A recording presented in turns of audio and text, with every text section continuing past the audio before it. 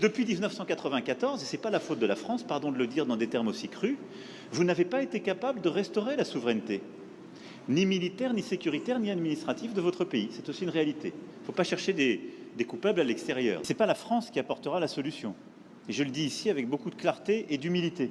À la nécessité aussi, ce qui est une responsabilité qui doit se faire ici, ce n'est pas la France ou d'autres de le faire, de mettre en place une vraie justice, une justice transitionnelle qui est la clé pour que celles et ceux qui parfois ont tué soient jugés.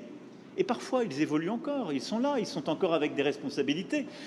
Comment voulez-vous qu'il y ait une paix durable et de la confiance dans un pays quand la justice n'est pas passée? Ne demandez pas, n'accusez pas la France pour quelque chose qui dépend de vous, là. Non pour prendre tous les fardeaux.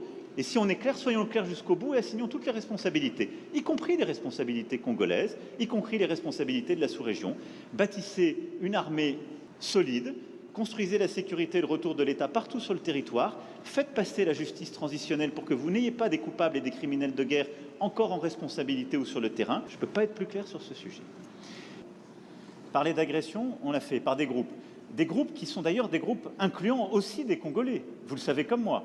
Donc ça n'est pas une agression d'une puissance extérieure. Ils sont soutenus par plusieurs puissances extérieures dans une logique de prédation.